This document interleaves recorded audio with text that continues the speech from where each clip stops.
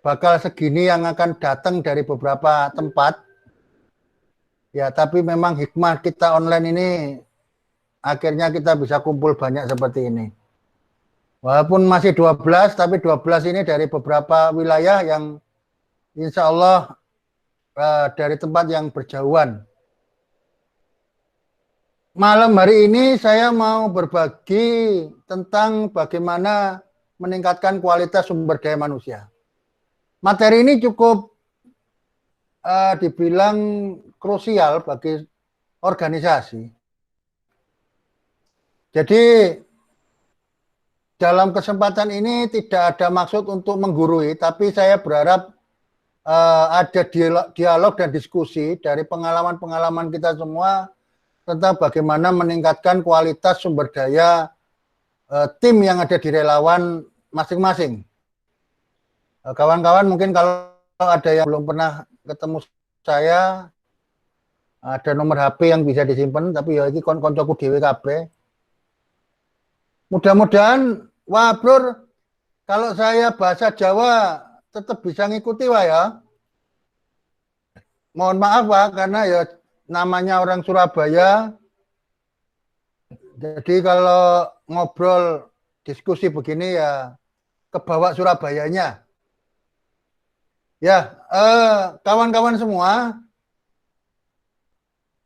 kalau kita bicara kualitas sumber daya manusia, ya ini khasnya dosen itu kan mesti harus menjelaskan dulu.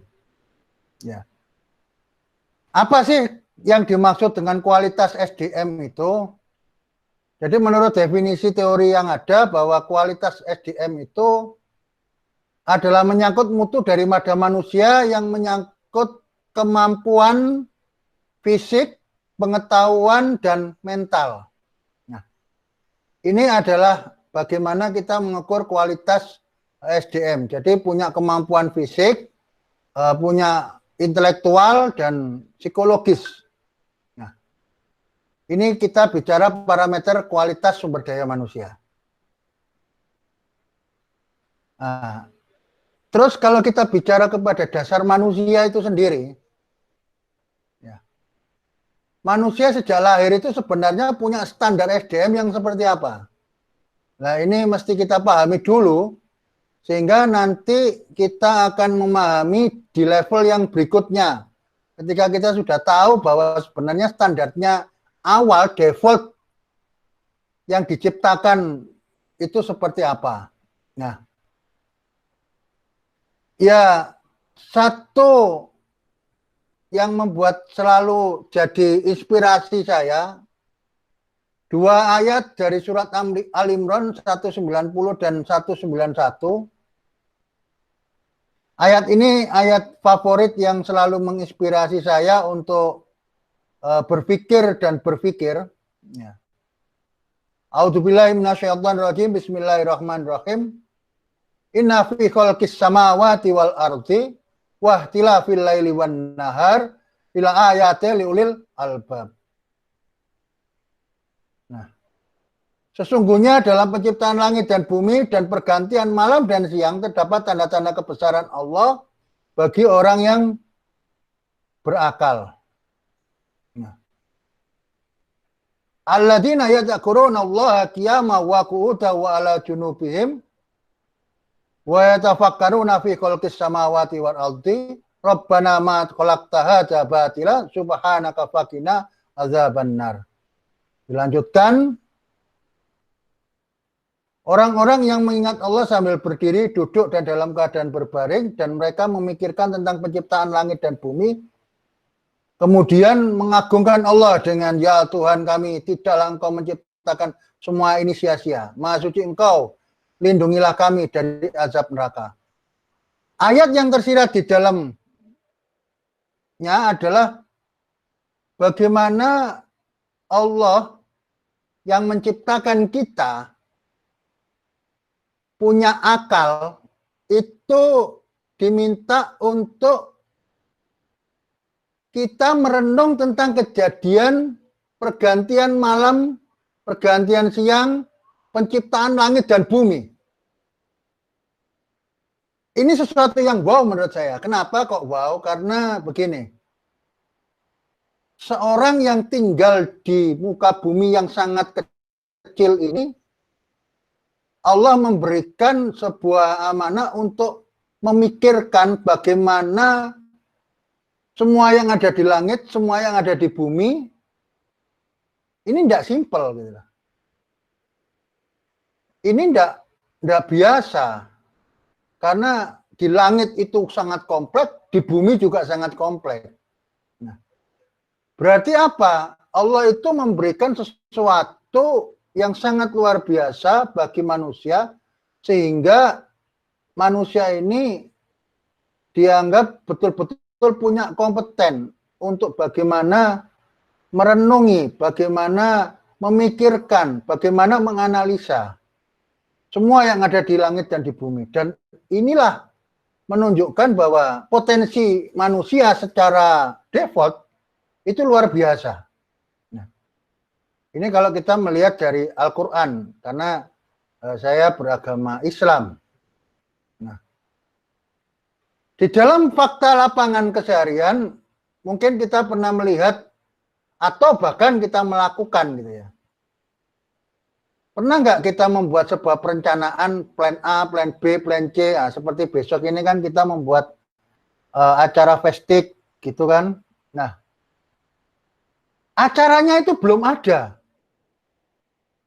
Tetapi kita saat ini jauh sebelumnya sudah mampu memvisualkan model acara, merencanakan sebuah acara tersebut dengan berbagai macam alternatif yang nanti akan terjadi di saat acara itu betul-betul terlaksana. Sesuatunya belum ada, tapi kita sudah mengadakan saat ini. Dan ini cuma manusia yang mampu melakukan seperti itu. Yang kedua, pernah kita melihat ada orang takut ketinggian. Jadi orang yang sangat takut karena kejar anjing, kemudian tiba-tiba berani naik ke pohon yang tinggi. Ya. Terus muncul tiba-tiba punya ide solusi masalah yang solusi itu belum pernah terpikirkan sebelumnya dari apa yang kita hadapi. Nah, ada pernah kita tahu yang mahasiswa pernah merasakan yang namanya sistem kebut semalam. Bayangkan, pelajaran satu semester kita belajar satu malam. Nah, ini kan sesuatu yang luar biasa. Nah, dan banyak hal lain yang mungkin kita bisa lihat gitu kan. Nah, artinya apa? Bahwa manusia ini luar biasa. Manusia tercipta sangat hebat. Nah, secara defaultnya begitu. Nah, buktinya kalau kita melihat, pernah kita jumpai ada atlet renang disabilitas, mohon maaf. Ya, saya itu walaupun tangannya sempurna begini, makanya kemarin Gus Hafiz suruh nyelam, jangankan nyelam, renang aja enggak berani gitu. Itu saya punya pengalaman cukup dramatis ya di Karimun Jawa dulu itu, Rafiq yang tahu itu. Ya. Coba, tapi lihat, kalau kita lihat di gambar ini, atlet renang dari disabilitas, tangan enggak punya. Ya. Tapi dia jadi atlet renang yang luar biasa. Pengusaha disabilitas. Motivator, lah ini yang spesial. Saya paling suka dengan beliau. Bahkan beberapa kali videonya selalu saya tayangkan kalau saya memberikan materi. Spesialnya beliau ini orang yang tidak punya, terlahir dengan tidak ada tangan dan kaki gitu kan. Secara kasat mata mestinya orang ini adalah orang yang dikasihani, orang yang harus dimotivasi, orang yang harus diberikan semangat hidup. Tetapi pada kenyataannya kalau kita melihat referensi banyak sekali di internet, justru beliaulah yang menjadi motivator. Banyak orang yang lagi galau, sedang bermasalah, justru menjadi beliaulah yang memotivasi. Nah, ini kan suatu yang kebalikan. Ya. Seringkali kalau kita melihat pasti kasihan, tapi justru dunia dibalik dengan paradigma berpikir beliau yang sangat luar biasa. Artinya tidak ada alasan sebenarnya bahwa pengakuan kita sesuatu yang tidak mampu, tidak punya skill, dan sebagainya. Nah, tapi, ya, nah ini, kenapa kok banyak yang masih berkeluh kesah dan galau? Kualitas SDM di lingkungan komunitas, organisasinya rendah. Nah ini apa namanya banyak terjadi, gitu kan? Mengapa kok sampai seperti itu? Nah, seringkali kita memunculkan atau bahkan sering mendengar, gitu kan? Kawan-kawan kita, anggota tim dan lain sebagainya, maaf, saya tidak mampu untuk hal ini. Atau mungkin maaf, saya tidak punya ide, maaf, saya tidak siap menerima, maaf yang lain. Dampaknya akhirnya dia mundur perlahan, vakum, atau dia hanya ikut-ikutan saja. Nah, dan ini berdampak pada kaderisasi yang gagal. Ya. Ini menjadi sebuah hal yang sering terjadi dalam aktivitas khususnya berorganisasi. Nah, sehingga apa? Orang-orang yang aktif dia akan menjadi cenderung seperti kemarin kayak Barudin yang hari ini mungkin kelihatannya tidak bisa gabung karena agak tidak enak badan. Ya. Menjadi Superman, bukan super tim jadinya. Sulit mencari junior. Nah ini kalau berlanjut, kalau tidak kuat Superman-nya, program kerja macet, berdampak vakum, akhirnya off. Nah, ini bisa terjadi ketika kaderisasi gagal. Nah, jadi mesti bagaimana kita mensikapi? Nah, pahami dulu sebenarnya ada poin penting, yaitu kalau ada kawan kita atau mungkin anggota tim dan lain sebagainya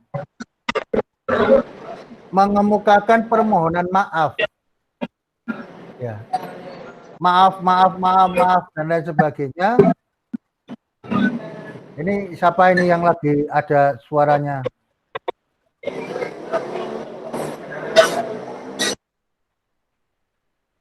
Oke, saya lanjut ya. Nah, itu ternyata bukan karena rata-rata yang terjadi, bukan karena tidak mampu.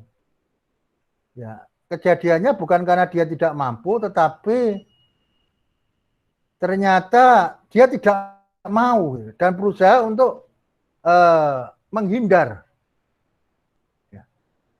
Yang biasanya ini adanya ketidakpuasan atau bisa dikatakan tujuan dia masuk di lingkungan itu tidak tercapai.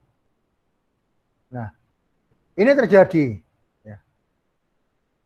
Nah, karena kalau kita teliti dan analisa, ya, ini saya banyak belajar sama Mas Eko, gitu kan. Ya, waktu kita kadang melakukan sedikit kontemplasi tentang roda kinerja PESMA dan beberapa hal, itu menemukan beberapa poin. Gitu. Sebenarnya kalau orang itu bicara belum mampu atau tidak mampu, itu secara komitmen, ketika dia punya komitmen, itu dia pasti dapat belajar untuk menjadi mampu. Siapapun dari kita. Jadi siapapun dari kita, itu ketika memang dia belum mampu, itu bisa belajar. Gitu. Nah yang kedua, ketika saat mendapatkan amanah itu berhalangan, kalau memang dia punya apa tanggung jawab, dia pasti akan mencarikan solusi supaya amanahnya tetap terlaksana walaupun dengan jalan pendelegasian. Nah, kadang yang terjadi tidak seperti itu. Ketika merasa tidak bisa, ya sudah. Ya pokoknya raiso ya gak iso. Nah, I don't care you. Nah, mohon maaf Ban Aril kalau terus ini agak bahasa Jawa. Kebawa Surabayanya soalnya. Ya. Atau saat tidak ada ide, itu sangat mungkin kita bisa mencari ide. Apalagi media sekarang sangat memungkinkan ada internet dan lain sebagainya. Apalagi ketika tidak mampu gitu loh. Orang yang tidak mampu itu berarti bukan tidak mampu, tapi dia tidak mau. Karena sebenarnya pada saat dia resource-nya tidak memungkinkan, dia bisa mencari sumber daya pendukung eksternal. Kemarin disinggung banyak oleh Gus Habib tentang konsep appreciative inquiry. Nah, nanti sedikit akan kita singgung bagaimana fungsi strategisnya di dalam organisasi. Ya intinya apa? Di poin yang keempat tadi, saat kita secara personal sumber dayanya kurang dari hal yang dibutuhkan, itu masih dapat mencari gitu ya. Sumber daya pendukung eksternal. Itu ketika punya kemauan, manjada wajada. Ya, siapa yang bersungguh-sungguh pasti akan ketemu jalan gitu ya. Nah, yang pasti tidak mengeluh gitu. Seperti yang disampaikan Gus Hafid kemarin. Nah, dan itu sudah saya buktikan berkali-kali. Ya. Jadi ketika memang saya mengukur kemampuan tidak pas, ya akhirnya kita coba mencari seberapa mampunya untuk melakukan ekspansi. Dan alhamdulillah ketika memang fokus dan bersungguh-sungguh, jalan itu ada. Ya. Maka kawan-kawan semua, dalam sebuah organisasi ada 3 hal penting. Ya, ini nanti mungkin bisa kita diskusikan, tapi ini berdasarkan apa yang sering saya amati gitu kan. Apa yang harus kita lakukan? Pertama, mampu memenangkan orientasi anggota. Kemarin Pak Un, Abah Mu'ad cerita macam-macam tentang orientasi yang dimiliki anggotanya. Ya. Ya sudah wajar, ada orang yang bergabung di satu komunitas dan kan karena kesepian mungkin. Ada yang memang niat mencari ilmu, ada yang mencari pengalaman, ada yang mencari uang. Nah, kemarin itu profit yang dicari, cari panggung.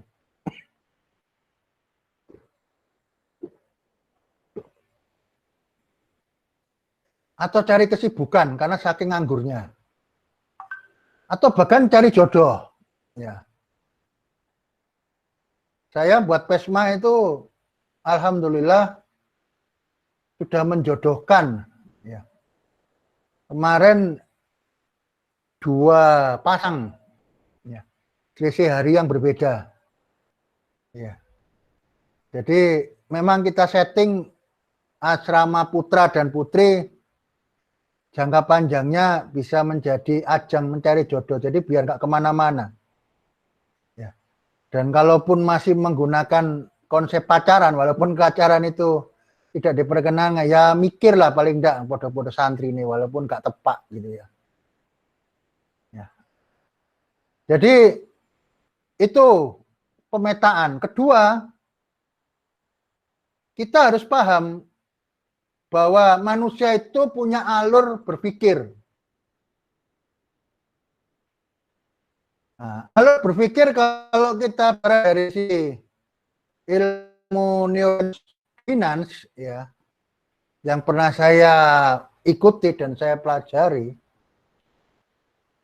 alur berpikir orang itu ada yang sifatnya faktual, ya. Jadi orang kalau terinci semuanya, dia tidak akan bisa menggunakan ide.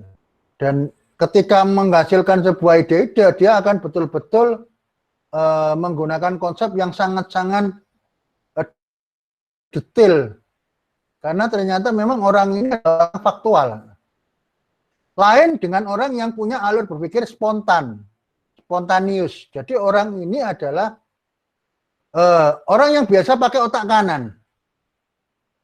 Kadang nyeleneh, kadang tidak jelas, kadang macam-macam pemikirannya. Lompat-lompat. Ya. Nah, ada orang yang punya cara alur berpikirnya spesifik. Paling gampang orang spesifik ini begini. Ketika kita mendapati diskusi dan memerintahkan orang ini bertugas, orang ini ya kalau di dalam tatanannya dia akan lebih mendetilkan. Jadi aturannya yang jelas, poin apa namanya keuntungan semua harus terperinci. Nah, ini adalah orang yang memiliki cara berpikir yang spesifik. Selanjutnya menggunakan feeling. Nah, orang feeling ini adalah orang yang perasa, gitu ya. Nah, kalau orang yang seperti ini itu kadang ya gampang baper gitu ya. Tapi biasanya punya feeling ini, punya cara alur berpikir feeling, instingnya tajam. Ya. Karena memang feeling itu menembus ruang dan waktu. Kalau kita belajar dari sisi ya itu pelajaran lain nanti. Selanjutnya yang kita lakukan adalah kita sering membuat agenda kebersamaan dan gini, manusia itu pada dasarnya akan sangat senang dengan reward. Ya. Maka organisasi itu membudayakan memberi reward kepada anggotanya. Nah, makanya kemarin kan di Bangka Belitung digagas untuk ada reward dan kemudian itu akan dijadikan budaya oleh pusat. Setiap festik ada reward. Nah, apa? Karena ya manusia itu pada dasarnya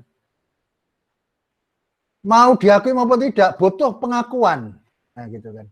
Iki lo aku wes iso, iki lo aku wes pinter, iki lo aku walaupun tidak secara vulgar. Nah, ini kita yang harus paham ke sana. Kalau kita bicara dalam tataran yang harus dilakukan dalam konsep organisasi tersebut.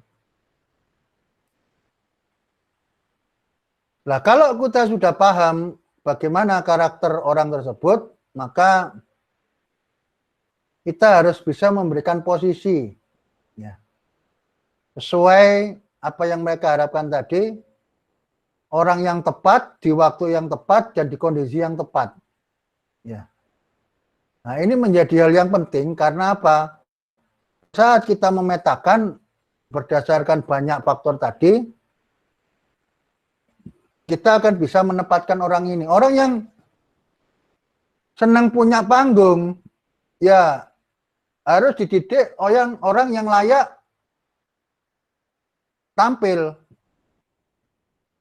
Diperdalam kemampuan dia untuk belajar public speaking-nya, knowledge-nya, sehingga pada saat butuh orang yang tampil, dia akan dimasukkan ke bagian itu. Nah, ini apa sebuah hal yang mesti kita pahami. Nah, selanjutnya apa? Di level selanjutnya, lakukan pendekatan secara persuasif. Ya. Ini yang memang perlu ekstra ya, perlu ekstra karena apa? Ya pendekatan persuasif ini butuh waktu, butuh pola komunikasi dan lain sebagainya. Tapi biasanya persuasif ini akan menjadi efektif karena orang akan menjadi lebih terbuka kepada kita tentang apa yang dia rasakan. Nah, jadi seperti itu. Terkait peningkatan kapasitas, itu mesti sering juga diadakan. Jadi baik kemampuan soft skill maupun hard skill, ya, itu perlu. Dan kalau bisa kita punya target, tidak hanya target pelaksanaan yang ada, tapi harus juga outcome-nya apa. Nah, sehingga pada saat kita membuat pelatihan, kita membuat workshop dan lain sebagainya, kita akan memahami bagaimana hasil akhir dari agenda tersebut. Terus kita juga mengadakan kopdar lintas komunitas. Supaya apa? Orang juga akan memahami bagaimana dia secara personal berinteraksi dengan yang lainnya. Nah, ini menjadi penting. Nah, terus juga secara periodik kita bisa mendatangkan tokoh yang inspiratif. Bagaimana tokoh tersebut memberikan inspirasi bagi kita semua. Nah, selanjutnya evaluasi bersama. Nah, evaluasi ini menjadi penting karena kita bisa memahami apa kekurangan yang mesti kita harus benahi bersama. Nah, maka untuk membudayakan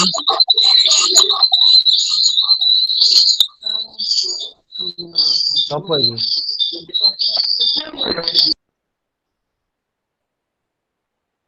Oh. Ya, saya belajar dari guru saya, Abi Kiai Ihya. Ya, jadi ini rumusnya orang dulu sebenarnya. Jadi dalam berinteraksi organisasi, kita harus paham bagaimana memanusiakan manusia. Itu yang paling penting. Secara kodrat kita harus paham untuk memanusiakan manusia. Dengan posisi apapun itu. Menyenangkan orang. Kita paham memang ada keterbatasan dalam diri kita, tapi paling tidak semangat untuk menyenangkan orang. Jadi seperti Gus Hafid kemarin, bukan berarti tanpa masalah, tapi masalah untuk apa diekspos, nah, kan gitu. Nah, ini kan dalam rangka untuk bisa menyenangkan orang. Buat apa kita mengekspos ada masalah? Nah, orang ada masalah gitu. Maka berlakukan yang menyenangkan bagi diri orang lain.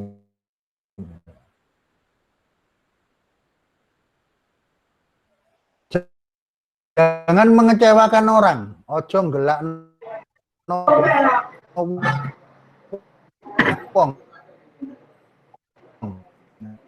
ini menjadi dalam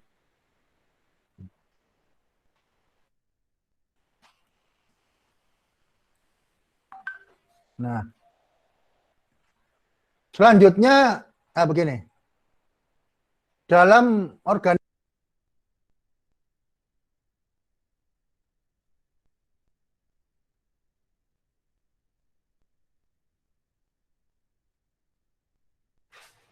ya, kita harus paham bahwa manusia itu walaupun sebaik-baiknya manusia itu pasti ada jeleknya, begitu juga jelek-jeleknya manusia pasti ada baiknya walaupun sedikit.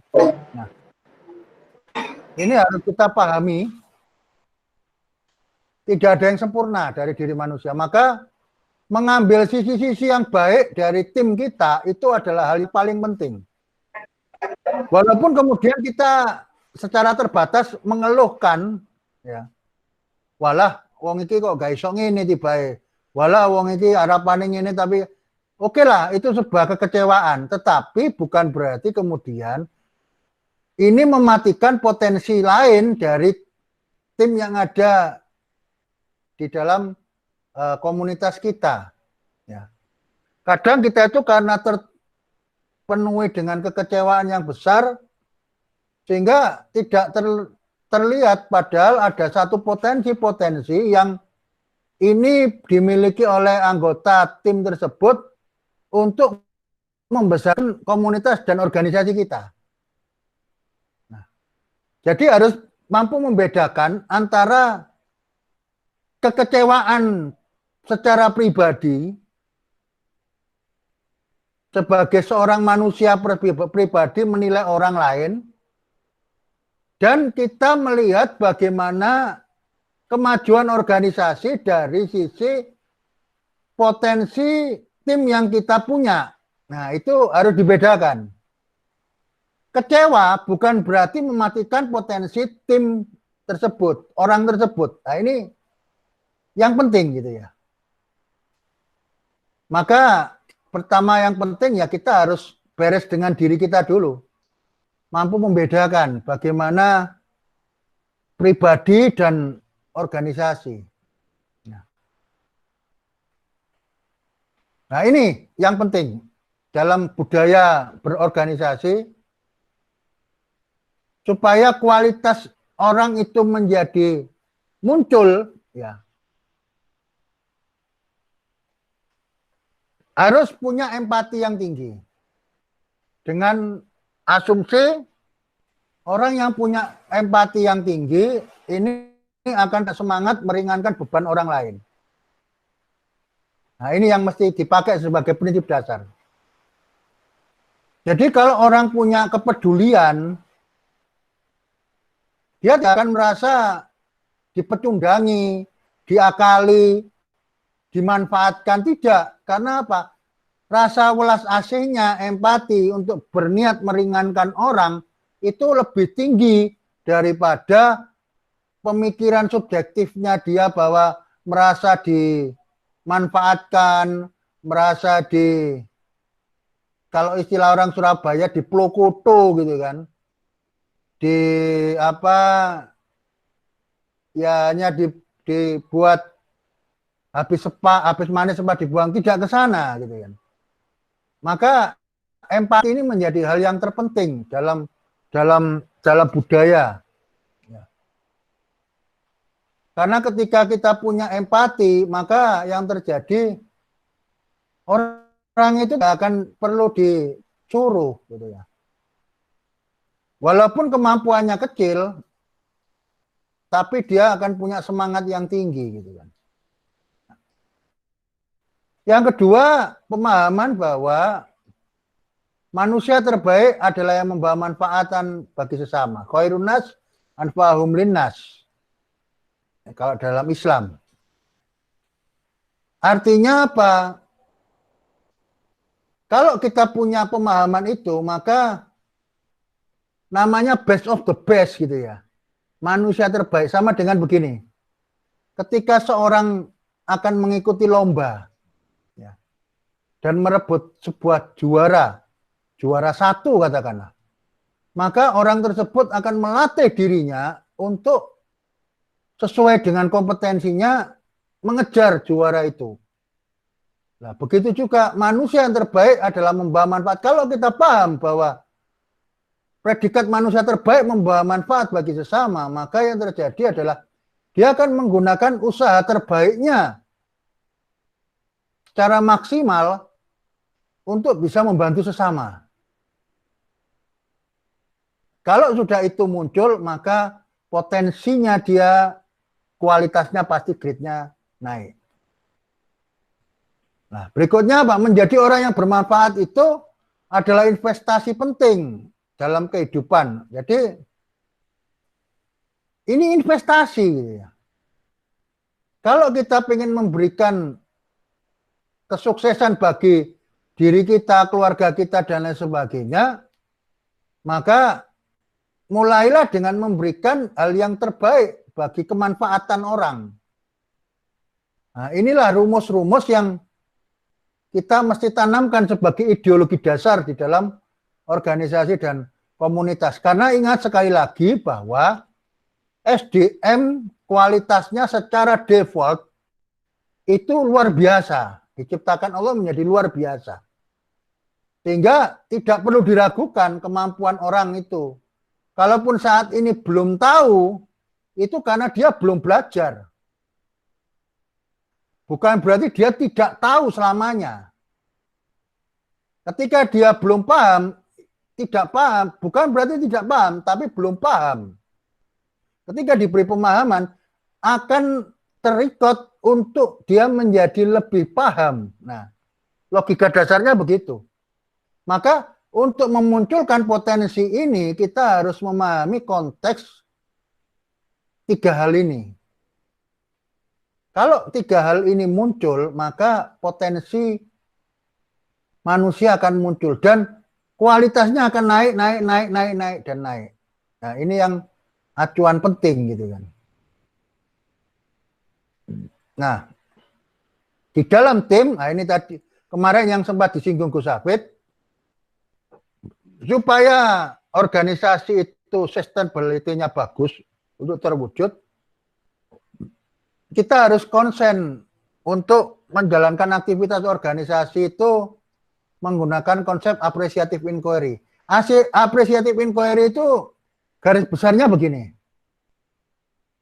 Kita kemarin diajari Gus Hafid bahwa setiap dari kita adalah punya potensi yang luar biasa. Nah, kita itu dalam arti jamak, alam semesta, ya, punya potensi yang luar biasa.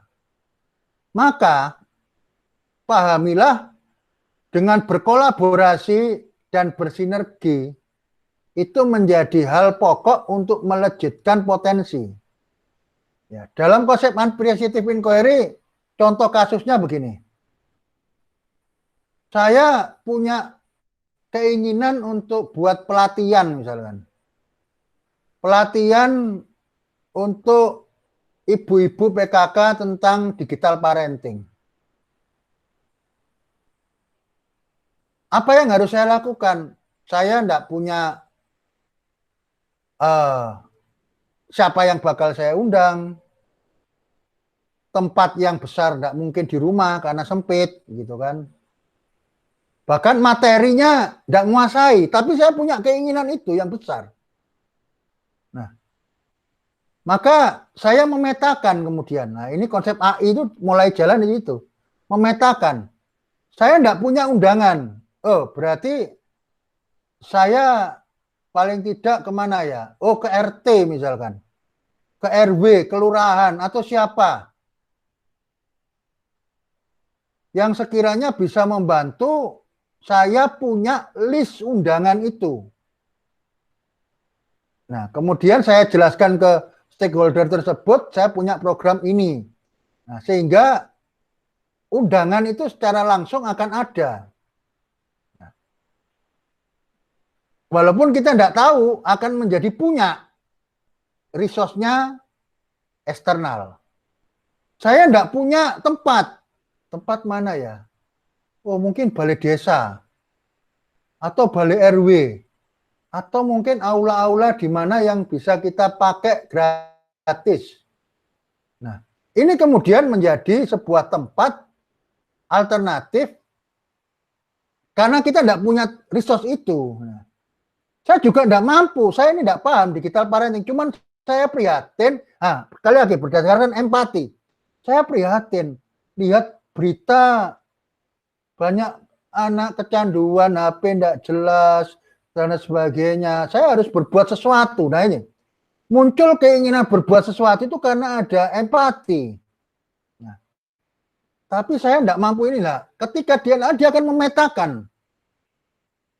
Oh, oke, undangan saya sudah dapat. Tempat saya sudah dapat. Nah, tinggal coba saya harus mencari narasumber yang berkompeten. Akhirnya searchinglah di WA dan lain sebagainya, ketemu narasumber. Sehingga walaupun saya tidak punya tempat, saya tidak punya undangan, saya tidak bisa materi itu, saya tetap bisa berkontribusi untuk mewujudkan keinginan saya mengadakan pelatihan digital parenting bagi orang tua. Nah, itulah konsep di mana appreciative inquiry itu bergerak, dimanfaatkan bagi kepentingan organisasi. Nah, ini 3 hal poin yang penting terakhir bagi para leader gitu ya. Leader ini ya mulai ketua, ya pokoknya yang merasai dia memimpin ya, minimal memimpin diri sendiri lah. Nah, yang pertama begini, di dalam konsep ilmu yang saya pelajari dari Mas Eko Gondrong gitu kan. Ada konsep dari ilmunya NLP, Neuro Linguistic Programming, ada satu konsep yang selalu saya pakai. The map is not the territory. Ya, konsep ini change the map, you change the world. Artinya apa? Map is not the territory ini. Alur berpikir manusia, ya. Manusia memandang sesuatu itu ketika memunculkan sebuah hal, ternyata ketika didefinisikan hal tersebut itu sangat mungkin lebih luas maknanya daripada yang kita pahami. Nah, begitu. Maka dengan mengubah peta, ya, peta pemahaman kita menjadi luas, maka kita bisa menguasai dunia. Ya. Contoh simpelnya begini. Ya. Ketika ada orang berkata, ada orang yang dia berpegangan tangan. Malam hari berpegangan tangan. Ada orang yang berpikirnya ngeres, berpegangan tangan ini gendaan malam, pacaran di malam hari. Ya. Tapi kemudian ada yang berpikir bahwa di malam hari pegangan tangan itu ada seorang nenek yang dia takut kegelapan, terus dia karena mau jalan, pegangan tangan cucunya. Nah, begitu. Dua hal ini berbeda. Nah, maka membuat semua pemahaman ini kita pahami semua, ini akan membuat cakrawala kita lebih besar sehingga dalam melangkah kita akan lebih bijaksana memahami alur tersebut. Nah, ini maksudnya bahwa pemahaman itu the map is not the territory. Jangan melihat hanya dari satu kacamata sudut pandang saja. Karena terlalu sempit. Sebuah gambar gajah itu kalau kita melihat hanya belalainya akan cuma kelihatan panjangnya saja. Tapi kalau kita melihat telinga, kita akan melihat luasnya saja dan kecil. Tapi kalau kita melihat belalai itu panjang dan lumayan besar. Tapi gajah itu tidak hanya belalai, tidak hanya gading, tidak hanya tubuh dan lain sebagainya, tapi seluruh bagian. Nah, itu yang mesti kita pahami. Kedua, nah ini rumus buat kita semua. Ya. Cintailah apa yang kamu lakukan, maka keajaiban dari Sang Maha Kuasa akan hadir. Yakinlah itu. Pertanyaannya, seberapa cinta sih kita terhadap apa yang kita lakukan? What is the definition of love? Ya. Cinta itu selalu kalau kita perhatikan digandengkan yang cocok, ya, yang cocok. Cinta itu digandengkan dengan kata-kata kasih, gitu kan. Cinta kasih. Saya belum menemukan kosakata yang pas lainnya. Itu ketika cinta digandengkan dengan kata sesudahnya itu selain kata-kata kasih. Artinya apa? Cinta itu berarti mengkasih, memberi. Memberikan apa? The best of the best. Ya. Dari apa kita lakukan. Dan kalau kita sudah melakukan itu, ya, keajaiban yang tidak pernah kita duga sebelumnya, itu dari Yang Maha Kuasa akan hadir. Percaya tidak percaya, itu akan terjadi. Nah, maka ya saya mengajak teman-teman semuanya, ayo cintailah relawan TIK. cintailah kita melakukan gerakan di relawan TIK ini, maka seperti yang disampaikan Gus Hafiz kemarin, ya, tidak ada yang tidak mungkin semuanya. Ya, tinggal sedikit lagi habis gini selesai kok. Nah, terakhir materinya ini, ya, khususnya buat leader. Iya sih, doa terbaik yang tulus kita bagi semua anggota tim dalam organisasi komunitas setiap hari. Jangan lupa mendoakan yang terbaik. Dan ini merupakan langkah yang ampuh jalan anggota organisasi atau komunitas punya kontribusi maksimal. Percaya tidak percaya? Nah, kita seringkali mengeluh anggota kita inilah itu.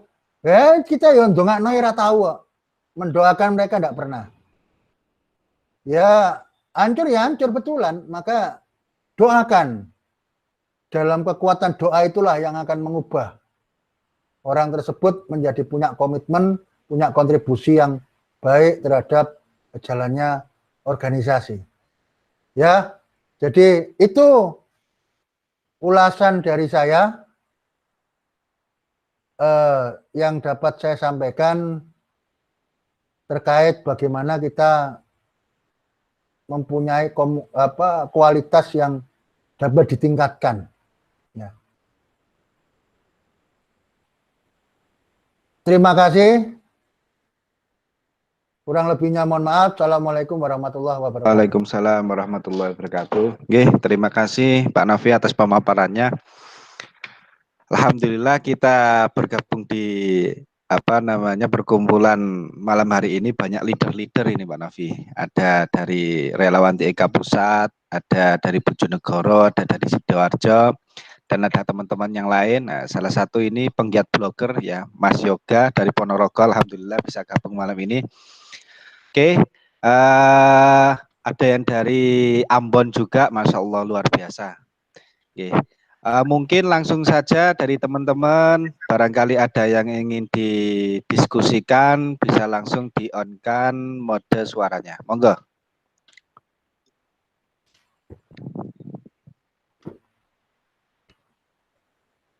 Mungkin dari Ambon, Mas Aril. Lanjut. Saya Gus kayaknya monggo, Kak Sela. Kayaknya diskusi Iya, lebih menarik hari ini.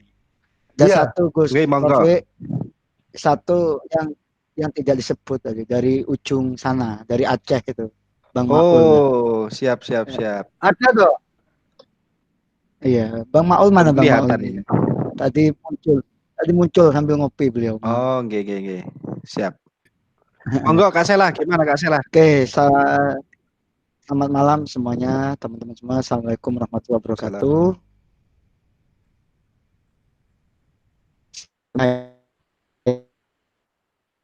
Bojonegoro positif 1 orang. Jadi zonanya sekarang merah, Bojonegoro. Kalau masih 1 ya masih aman toh Yai. Aman wis. Bojonegoro Kak anak ngono wis. Sehat aja semuanya. Kayak susu guys ngopi sama Mas Paun ini. Ketemu gitu, gak ketemu orang minggu kaplok-kaplokan. Makanya kondisi seperti ini tuh ndablek itu diperlukan kayaknya. Bahaya.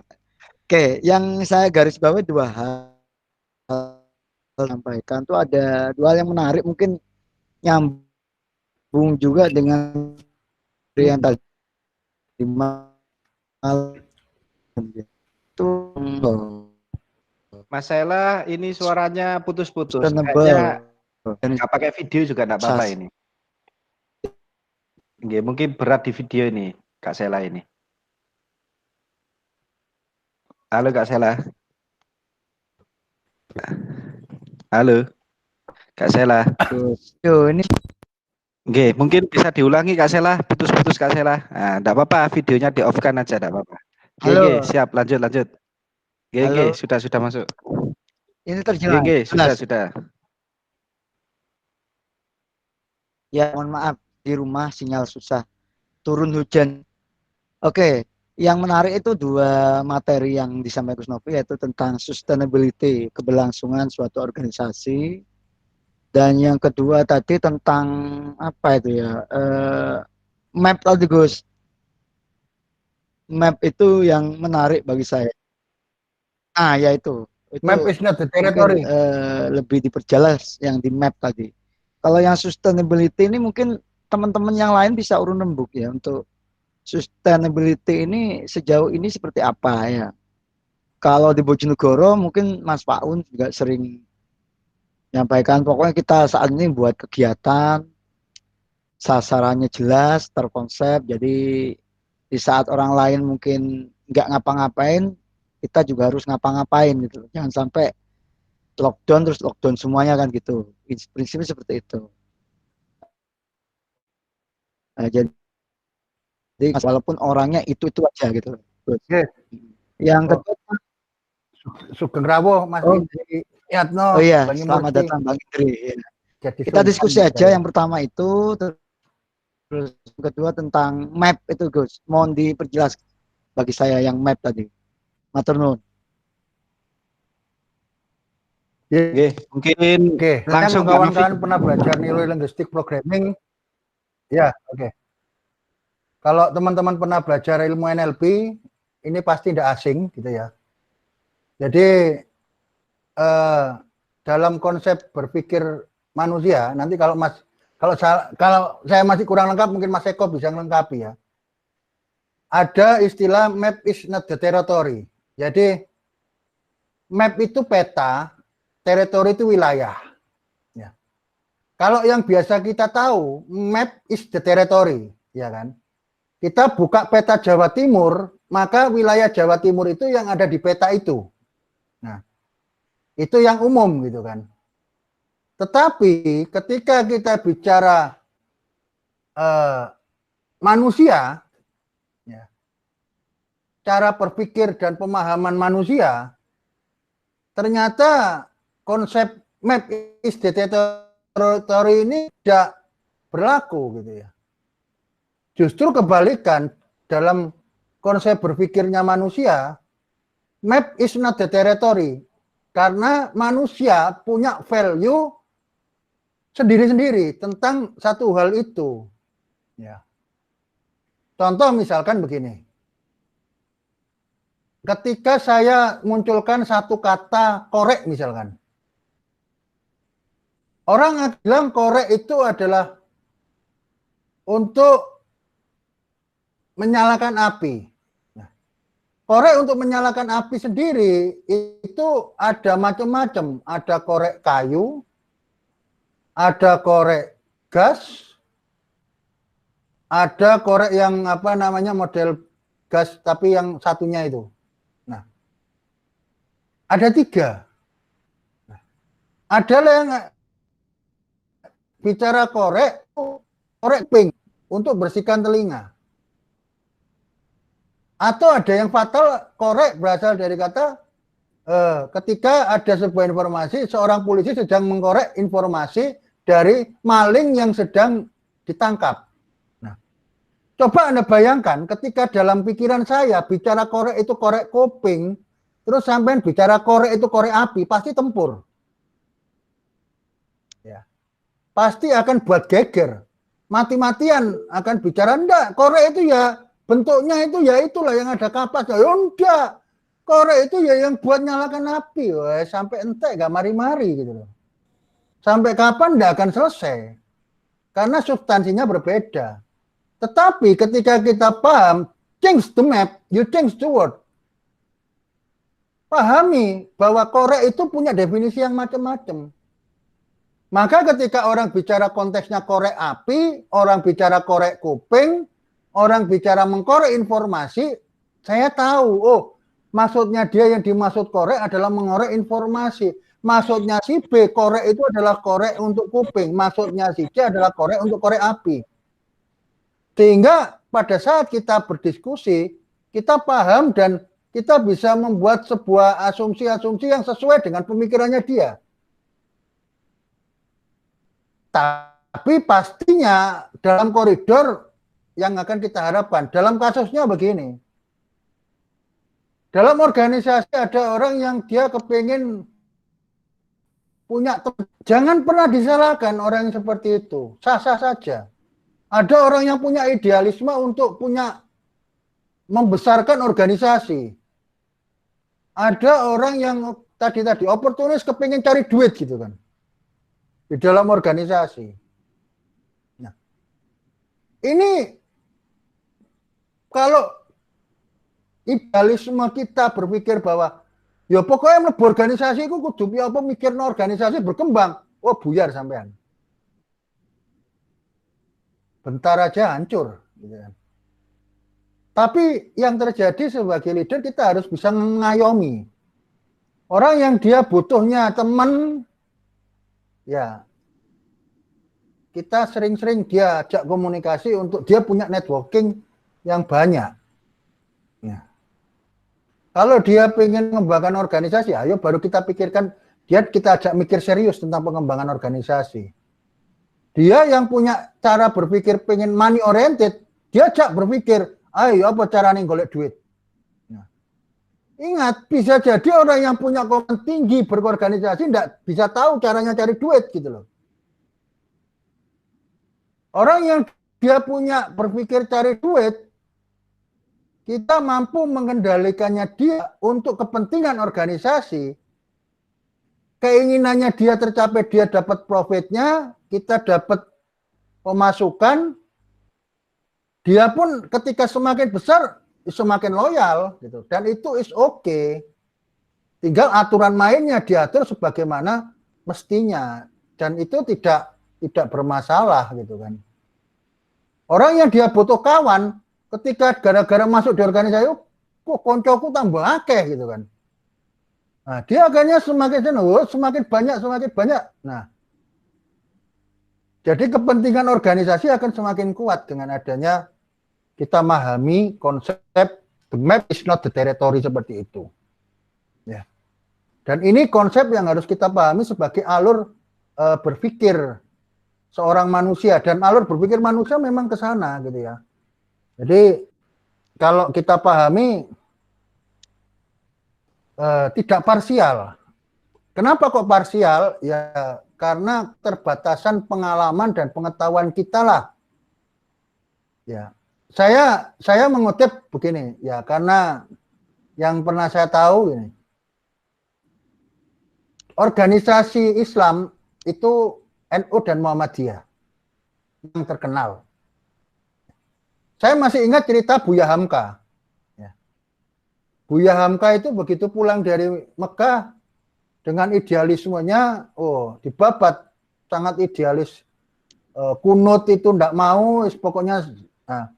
Tapi di masa senja beliau, ternyata beliau itu akhirnya juga baca kunut gitu loh. Lah ada satu yang bertanya kepada beliau, kenapa kok beliau baca kunut gitu loh.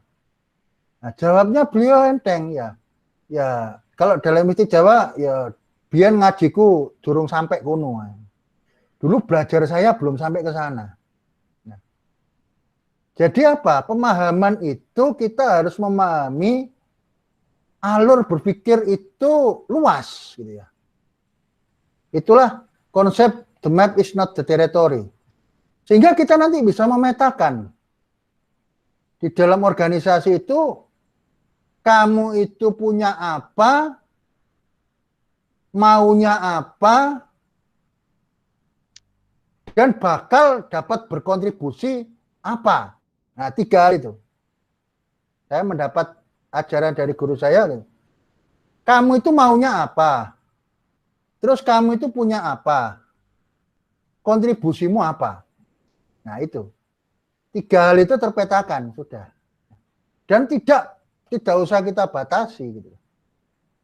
Baru kalau betul-betul secara kaidah itu sangat-sangat besar pelanggaran kode etik, norma dan lain sebagainya, nah itu baru kita bisa mengambil tindakan tegas. Nah, ya. Oke Gus, sangat jelas. Ya. Oke. Mungkin ada lagi yang ingin diskusi. Nah, ini Mas Banyumurti, ahlan wa sahlan. Oke, barangkali ada yang ingin disampaikan Mas Banyumurti, monggo. Ora aku nyimak wae nyimak.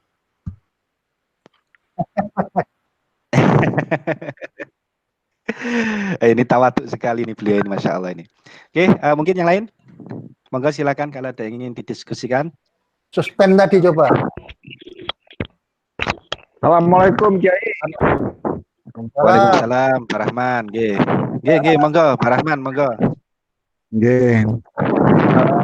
Saya tertarik dari pemahaman karena yang tadi disampaikan Kiai Novi ini sebenarnya di antara kita ini masih banyak yang belum memahami. Kalau mau merujuk yang 2 hari yang lalu Mas Roni sudah menyampaikan, nah ini harusnya wilayah Jawa Timur harus terus menyampaikan RTIK itu positioningnya seperti apa, sehingga pemahaman-pemahaman yang tadi disampaikan Kiai Novi ini betul-betul bisa menjadikan RTIK ini berdaya saing dan bisa memberi manfaat yang lebih luas. Jadi monggo Kiai, saya berharap langkah-langkah strategisnya ke depan ini apa aja yang harus dilakukan kami yang di daerah dan yang di wilayah. Saya tidak berbicara pusat karena kan kita berbicara wilayah Jawa Timur dan bagaimana kontribusi kita saat ini bisa membantu daerahnya masing-masing dalam rangka melawan COVID ini. Oke. Jadi kalau kita bicara position, ini langsung dijawab apa gimana? Oke, Pak, langsung. Monggo. Oke, Pak Roman. Jadi kalau kita bicara positioning, maka kita bicara pemetaan apa yang ada di masing-masing kabupaten kota yang sekarang ini ada. Karena ketika kita samaratakan, itu berarti sama dengan bencana. Kenapa? Karena ada yang larinya kenceng, ada yang larinya lambat, ada yang jalan di tempat, ada yang justru hilang. Nah, maka kalau kita bicara positioning relawan TIK di masyarakat, itu dapat dilakukan paling awal adalah saya sekarang itu pengen apa? Nah, kita enggak usah bicara bahasa langit dulu gitu kan. Karena yang terpenting dalam dunia kerelawan itu adalah kontribusi realnya. Ya. Dan ini yang selalu saya sampaikan ke kawan-kawan ketika kita diskusi bareng. Apa sih kontribusi? Ya. Jangan bicara dulu deh kalau kita misalkan belum kenal orang dinas. Langsung harus bicaranya sinergi dinas begini. Ya, jangan dulu lah. Ya. Apa sih? Nah, ini yang harus kita rumuskan di dalam masing-masing. Katakanlah Mojokerto misalkan. Jenengan sebagai ketua, apa yang betul-betul diprogramkan? Yang itu didiskusikan bersama. Akhirnya kan ide, munculkan dulu ide. Ya. Munculkan ide. Jadi didefinisikan, oh ide saya kepengen begini. Nah, ketika muncul semua ide yang kemudian itu diolah, dipetakan kemudian, resource-nya bagaimana? Oh, kalau ide ini membutuhkan resource ini. Kalau resource ini. Lah, kemudian diukur dengan kemampuan tim. Jangan pernah memaksakan diri sesuatu yang besar ketika kemampuan itu belum ke sana. Ya. Tetapi untuk memetakan ini perlu ada kejujuran secara real, seberapa mampunya dan seberapa pahamnya kita terhadap yang akan dilakukan. Nah, dari situlah kemudian kita mulai punya gambaran akan melakukan gerakan apa. Nah, dimulailah dengan kemampuan-kemampuan yang dimiliki internal masing-masing kawan-kawan. Nah, kemudian dipetakan dengan hal yang sangat memungkinkan. Misalkan Pak Rohman aktif di pendamping UKM. Nah, di dalam pendampingan UKM itu ada program apa yang relevan dengan teman-teman RTIK. Nah, bisa enggak kemudian disinkronize ketika program di RTIK itu sangat memungkinkan untuk dieksekusi terhadap komunitas UKM, ya bisa dipakai jaringan dari teman-teman yang jenengan sudah pernah miliki saat ini untuk mengeksekusi program relawan TIK. Nah, portofolio yang ada itu menjadi hal yang penting untuk database kita melangkah ke yang lebih tinggi. Ingat, pahami bahwa kontribusi yang kita lakukan tidak ada yang sia-sia. Nah, itu yang paling penting. Dados ngoten, Pak Rohman. Oke, Pak Rahman. Terima kasih, Pak. Siap. Nah, hari ini, Pak, lagi rame-ramenya di Mojokerto atau mungkin daerah yang lain adalah membangun pasar digital dalam rangka pelayanan kepada masyarakat. Nah, kami ini sudah menggandeng karena kalau kemarin sudah ada sinergi kolaborasi yang disampaikan oleh pembicara yang lalu, ini lagi kita gandeng juga karena memang SDM RTIK Mojokerto ini kan masih terbatas, tapi kami menggandeng beberapa komunitas membantu Pemda yang dalam rangka membangun pasar digital. Jadi ekosistemnya bagaimana dengan sumber daya yang ada bisa melayani masyarakat yang harus di rumah saja. Terima kasih, Pak, pencerahannya. Salam buat yang lain. Ide yang bagus ketika kita mengangkat isu-isu yang ada di masyarakat. Nah, tinggal kita menyesuaikan tadi yang disampaikan Pak Roman, bagaimana resource kita. Contoh ketika kita bicara pasar digital, paling muluknya buat marketplace. Jangan begini, Pak. Pertanyaannya, itu punya target waktu berapa lama dengan resource seberapa besar. Tetapi orang membutuhkan sekarang. Nah, misalkan begitu, ini contoh mensiasati. Apa yang mesti kita lakukan? Ya, kita menggunakan logika orang awam.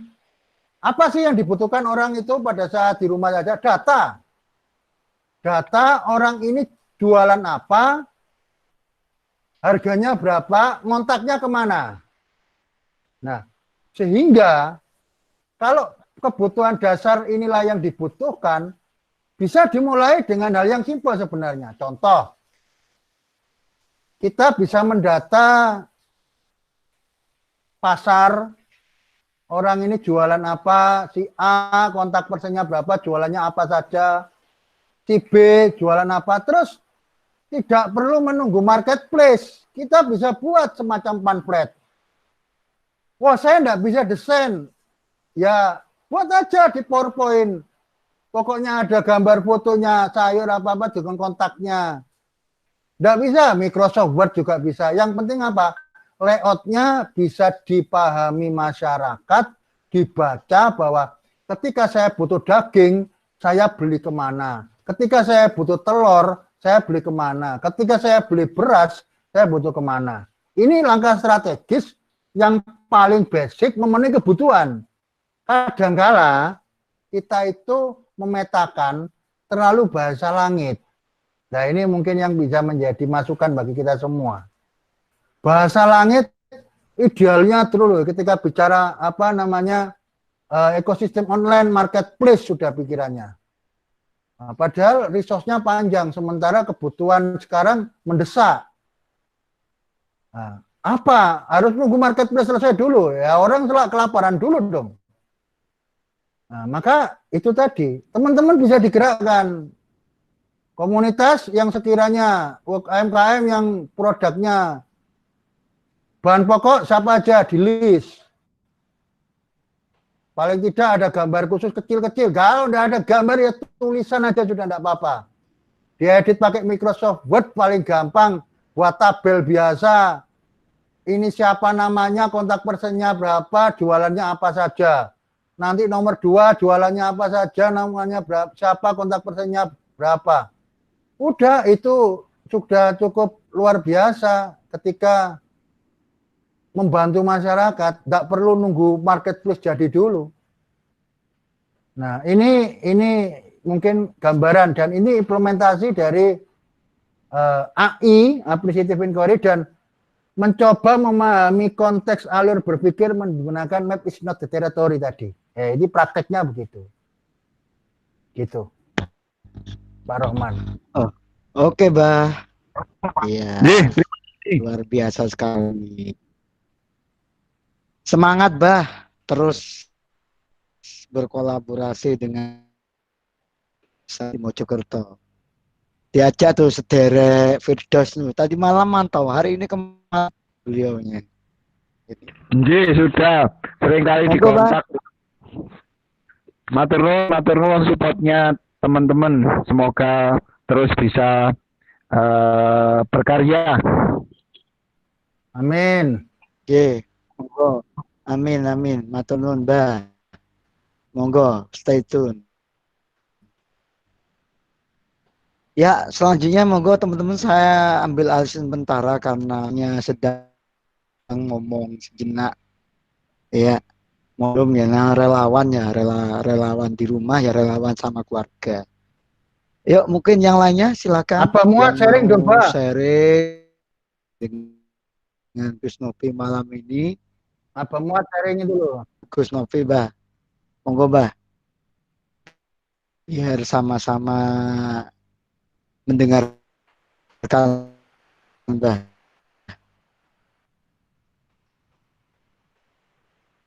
Ini Abah Muat sedang rebahan gak kerja ini, gak leren-leren. Monggo yang lain silakan, teman-teman. Mungkin Mas Eko Gondrong mau nambahkan tentang konsep NLP tadi yang lebih dalam dari sudut yang lainnya, silakan boleh tambahkan. Ya Mas Eko, monggo Mas Eko, guru saya ini. Minimal, ya monggo Mas Eko.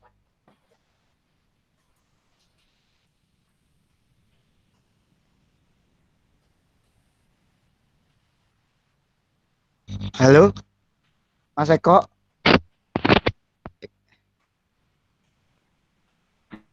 Masang headset ya, masih masang headset kayaknya. Ya, Assalamualaikum warahmatullahi wabarakatuh. Waalaikumsalam. Waalaikumsalam warahmatullahi wabarakatuh. Ya Mas. Halo, monggo masuk.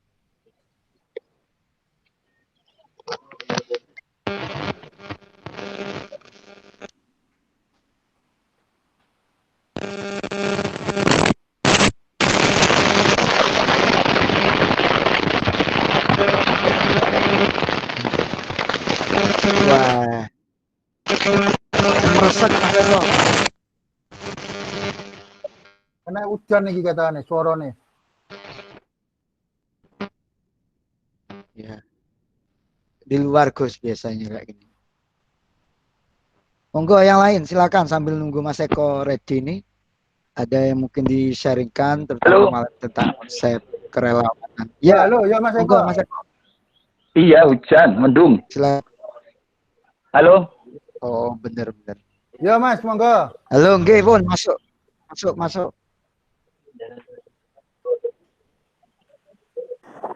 Ini enggak bisa. Kameranya Mas Eko, kameranya. Request. Map lihat is not. kameranya Halo? Mas Eko. Sudah. Teritori tadi. Sudah. Monggo, masuk, Mas. Iya, tentang konsep. Sudah. Ya, menyambung dari yang disampaikan Mas Novi tadi tentang map is not territory. Ini yang perlu ditanyakan ke kita semua supaya kadang kan map kita berbeda. Apa yang dimaksud si A dengan apa yang dimaksud si B tidak sama. Jadi akhirnya terjadi miskomunikasi. Nah, ini. Maka pertanyaan adalah bagaimana supaya kita memahami bahwa map teman-teman kita itu memang tidak sama. Sehingga kita tahu apa yang dimaksud si A, si B. Sehingga itulah terjadi sinergi terhadap kita semua sehingga berjalannya organisasi menjadi lancar. Tidak pernah lakukan adalah bertanya. Yang sering tidak kita lakukan adalah mendengar apa yang diinginkan teman-teman atau bertanya apa yang dimau teman-teman yang lain.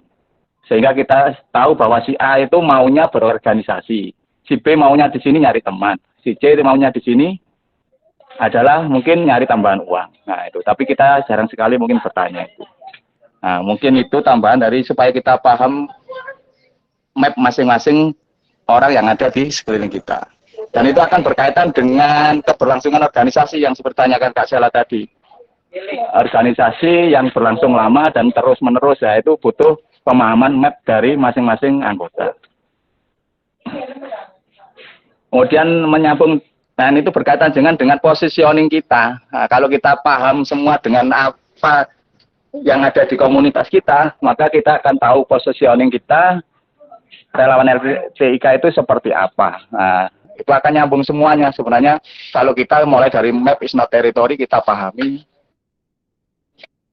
berpikir teman-teman kita masing-masing. Mungkin itu yang dapat saya pahami dari yang disampaikan Mas Novi tadi. Sementara itu dulu. Terima kasih.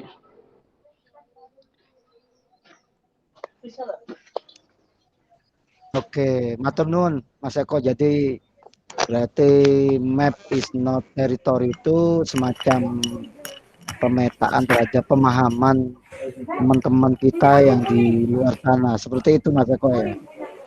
Sehingga kita tahu keinginan masing-masing orang, Ya, arah betul. kemana dan bagaimana. Oke, itu sangat berkaitan erat dengan Ya, Mas, betul. sustainability tadi ya. Mungkin Mas selama ini Iya, berkaitan sharing erat aja. karena yang utama di organisasi kan itu Mas, sustainability, keberlangsungannya itu bagaimana mempertahankan. ya,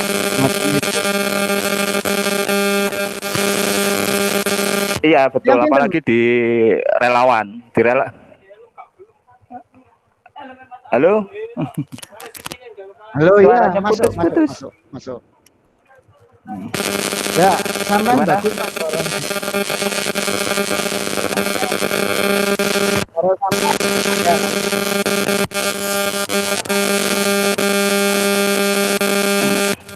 Iya, ini mulai Ini ada petir kayaknya. Jadi sinyalnya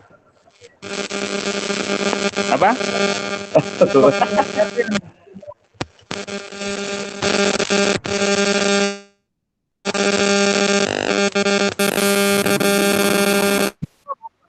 Ya, matur suwun Mas Eko. Turun Mas Eko tambah banter. Jadi memahami peta itu penting. Ya ini sekedar sharing ya, yang seperti yang coba saya lakukan. Jadi saya selalu melakukan pemetaan terhadap orang-orang di sekitar saya. Ya kenapa Kak Sela jadi sekjen? Karena saya punya peta khusus untuk posisi yang tepat bagi Kak Sela gitu. Ya ini kita bicara langsung praktek kan gitu.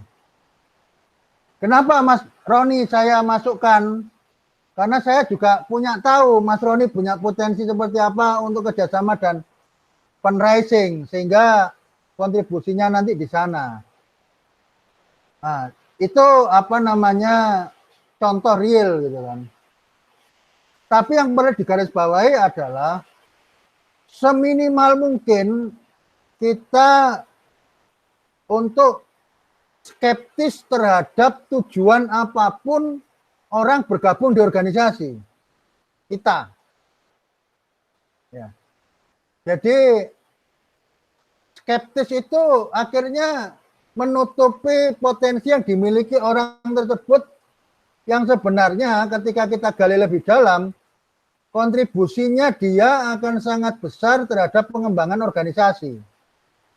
Nah, cuman karena sudah ketutupan jeleknya dia dulu kelihatan, akhirnya potensinya itu tidak bisa kita munculkan gitu kan. Nah ini contoh paling gampang tadi seperti yang tak sampaikan, yang disampaikan Abah Muat kemarin. Ada orang relawan TK yang pengennya cari duit di relawan TK. Loh, ini jangan langsung disingkirkan dulu. Pokoknya komunitas ini jangan dulu. Kita telaah dulu. Seberapa Nah, bisa jadi kenapa dia cari duit, dia juga merasa punya kemampuan untuk cari duit. Yang orang idealis di dalam komunitas itu nggak bisa cari duit gitu loh. Orang yang punya power untuk mengembangkan organisasi, giliran untuk cari duit, dia nggak tahu caranya. Tapi orang yang tadi mau masuk, dia punya caranya untuk cari duit. Nah, ini kita matchingkan dengan kebutuhan organisasi akan sangat bagus, sehingga apa? Kebutuhan organisasi tentang finansial dari orang itulah bisa terisi, sementara dia juga bisa ada bargaining position gitu. Nah, jadi cerdas untuk memposisikan, karena kita mampu melihat map itu dengan lebih luas, akan lebih strategis fungsinya. Nah, begitu. Karena yang penting begini, outcome-nya tetap terjaga. Satu sharing lagi, misalkan saya sekarang posisi di pesantren mahasiswa. Sudah berapa generasi, banyak kali ketika kita diskusi itu ada keluhan ini yang senior begini, yang junior begini. Oke, itu memang masalah gitu. Itu memang kendala, tetapi tetap kita harus bisa petakan. Yang penting apa? Outcome dalam kita menjalankan ini tetap sesuai dengan roadmap-nya, roadmap yang kita buat gitu loh. Dari sisi pengembangan, dari sisi apa namanya kualitas dan lain sebagainya tetap bisa terjaga, walaupun penuh dengan apa ya tadi kalau kita bicara masalah katanya Gus Zawid jangan bilang masalah kan. Sesuatu hal yang mesti kita discuss bersama tentang weakness dan strength yang menjadi hal perlu diselesaikan dalam organisasi, walaupun itu perbincangannya hangat sampai buat stres, buat emosi naik, tetapi tidak menghalangi kita objektif di sisi yang lain melihat potensi dari persen-persen tersebut dalam rangka mensukseskan roadmap yang kita buat. Nah, begitu. Itu yang apa namanya pengembangannya seperti itu. Kak Sela? Oke, monggo, barangkali ada yang ingin didiskusikan lagi. Muhajir.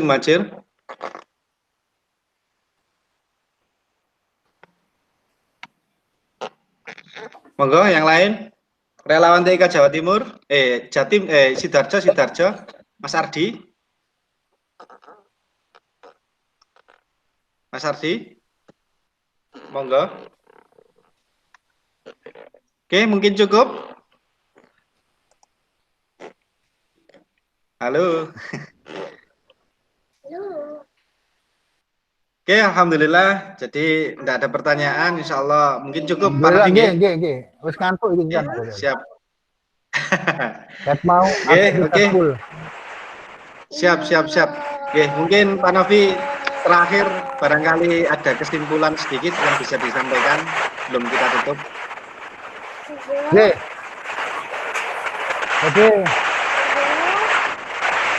Dua hal poin yang penting dan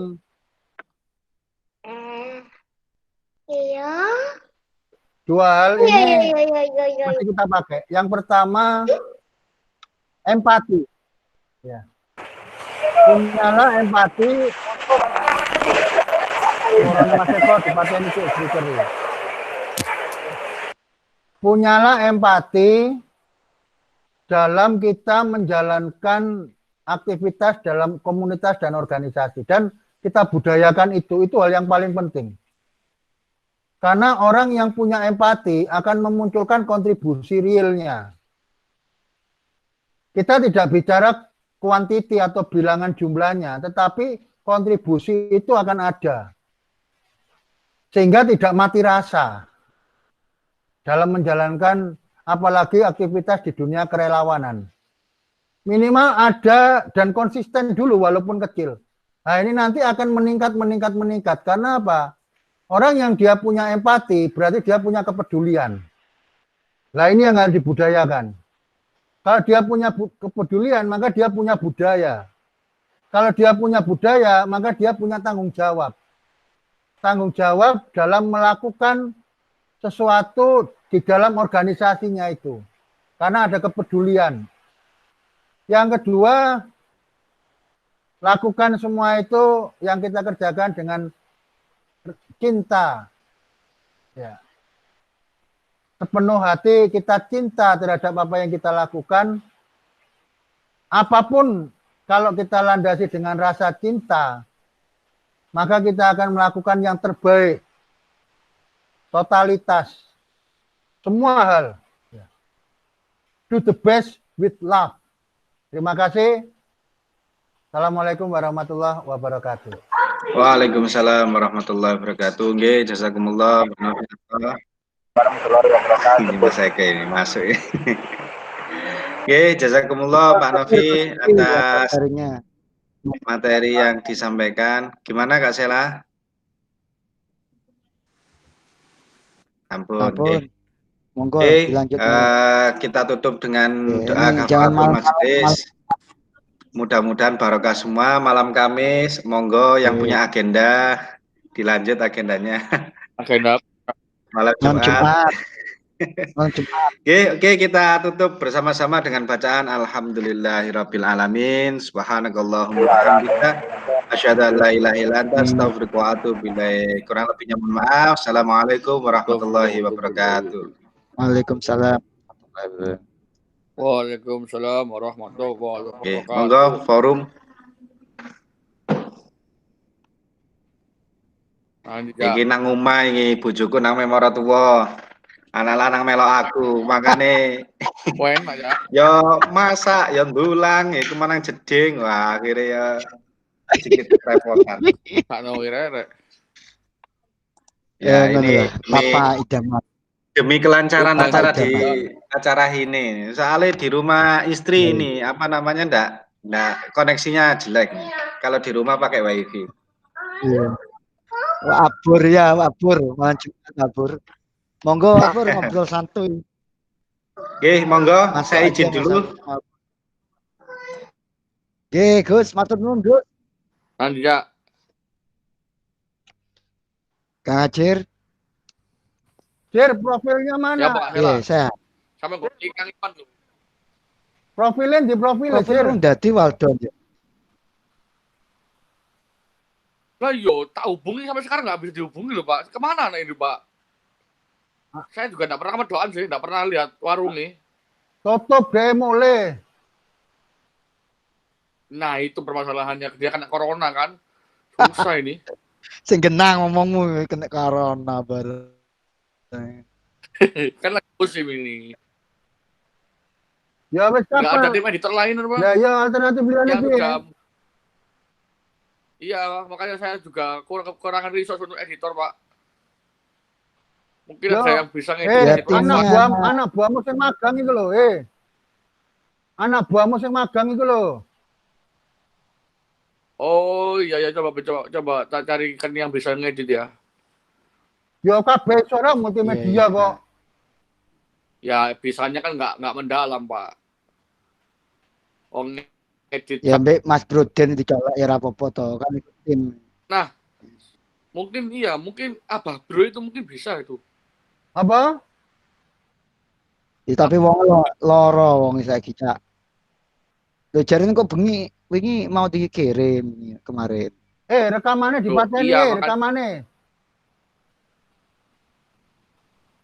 Gak merekam Gus. Pak Un paling iki. Oh lah yo ndi wonge metu kabeh. Lek gak Pak Un ya Bang. Iyalah. Yo wonge turu kabeh boleh. Otomatis Gus make lek sadal mati dhewe. Yo adem iki. Wong duwe simpenan gede. Ini pakai akun. Ini pakai akun Google NGO, Gus. Apa? Itu bisa itu Mas Grung itu bagus tuh Mas Grung. Ini pakai Google NGO. Sama, saya juga. Yang punya kan Bojonegoro. Aku yang duwe akun Google NGO itu. Bojonegoro. Ya, Bojonegoro kan punya, ya ini pakai NGO. Karep Faun sing duwe admine karo Abah. Loh, anu, njaluk didaftarno di adminnya pengguna. Pengguna didaftarno akun mana siji. Jadi awakmu iso mlebu njaluk user password. Empun ada 30, saya juga masuk kok. Bukan saya. Lah, iku kok kan awakmu iso gawe jadwal dhewe. Waalaikumsalam, Kapur. Pak Bur, matur nuwun, Pak Bur. Nggih, Pak Pur monggo. Kalau Semoga badai. Ya. Makasih, Mas, Pak. Mas Grung itu bisa ngedit itu Mas Grung. Agak lowong juga Mas Grung. wonge gak ono wisan. Iya. Ada itu kasihan, Pak. Ini anaknya. Nggak ono solusi, Jer. Profilnya. Nanti bahan sampur ini. Ntar, ya Pak, nanti tak coba hubungi Kang Mas Bro. Ya. Sik loro wonge, Cak, sik loro. Ya, semoga aman lah, lancar. Oke, ya wes sekarang ngono ya. Iya Pak, siap. Nggih, wes Kak Sela. Oke ya. Ya wis. Oke, ya, Assalamualaikum. Dan fokus ini persiapannya itu, Gus. Apa? Ya, ya itu konsep itu kan. Bagian saya sama teman-teman. Iya. Saya tak runding be tim-tim ahli Bojonegoro nanti di-share gitu ya. Aku tadi malam nggak ikut sampai subuh soalnya Caca, aku gak melu. Ya, wes. Kang Zen, itu yang ngumpul tuh ahli-ahli strategi semua itu. Oke, wes diatur ya apa api lah percaya aku be awakmu. Ya nanti tak sharing kan. Cuma aku sementara kan gak iso cepet kok biasa nih Gus, tentu. Untuk menghindari aku memang. Ya ngeman KB yang ngeman keluarga. Caca beral-beral embuh. Apa wes anu ta ditakoni bojomu ta. Iki apa? Napa Kok, Gus? kok bahas keluarga bareng? Ya enggak. Siapa? Lah awakmu iku mau ditas ngomong. Lora di rumah saja saya. Oh. Ya di rumah saja ngeman keluarga, ngeman opo.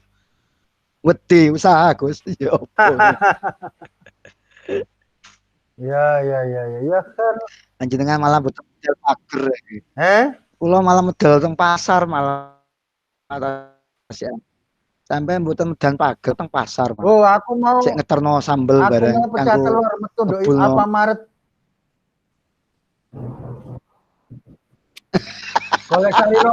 Golek sari roti tawar.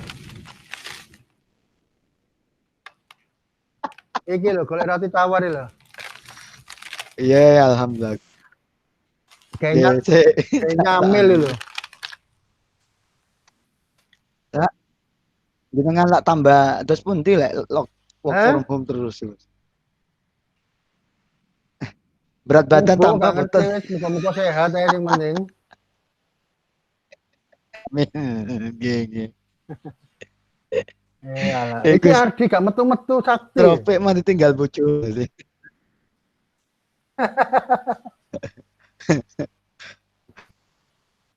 Antarane bingung ngetune apa ndek mantau Gus. Ya deh kan seksi divisi ini.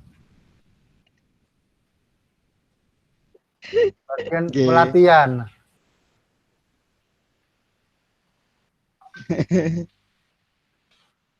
Ya wes, oke. Kulo tak dandani litu. Nggih, Assalamualaikum. Matur nuwun nggih Gus. Nggih. Salam rahmah.